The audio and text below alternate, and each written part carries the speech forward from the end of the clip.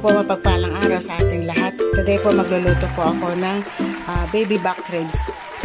Ito po yung ating mga ingredients na gagamitin. Ito po, meron tayo dito oyster sauce, sugar, water, soy sauce, and then gagamit po tayo dito ng wine, cooking wine, mustard, paminta powder, and then rosemary.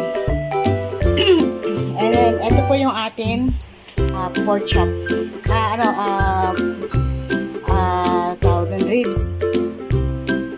Spare ribs. Ayan.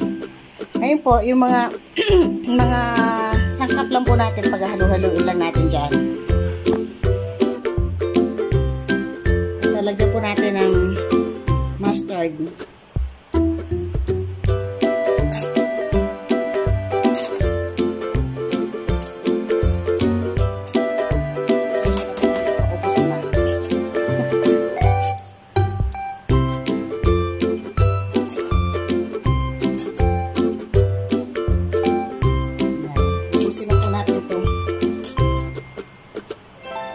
Then, lagay po natin yung sugar.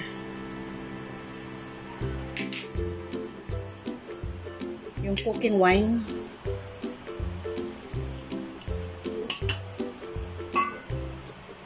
Toyo.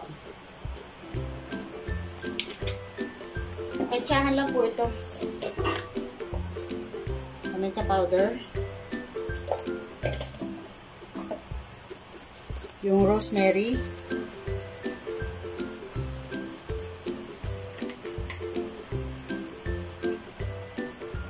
And then yung oyster sauce. Wait lang.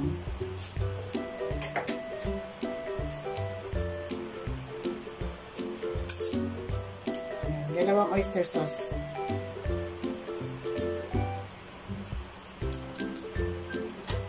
And then po to, water. Dahil papalambutin natin to sa unang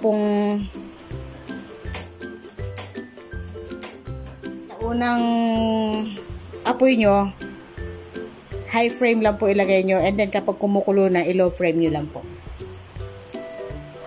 Para yung kanyang pag-simmer, unti-unti. Yan. Hayaan lamang po natin itong kumulo na kumulo hanggang mag-simmer. Ito, tingnan na po natin. After 3 hours na pagluluto. Yan. 3 hours ko po siyang sinimmer sa ganyang itsura lang para po manuot yung lasa sa buto at sobrang lambot po ng laman. Sisimmer pa po natin ito hanggang po sa lumapot ng lumapot pa ang sabaw. Pero sa pagkakataong ito, hindi na po natin siya tatakpan para masimmer lamang po. Sobrang lambot po ng laman nito.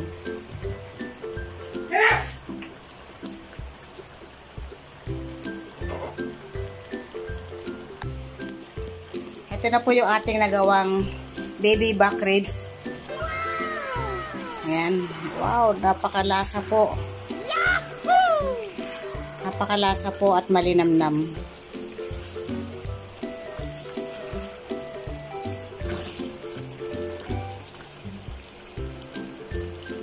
Paano po, magpapaalam na po ang inyong kakusinerang Lakwatsera. Kasi niyo po ay lagi nagpapaalala na stay safe po. God bless po. Bye-bye.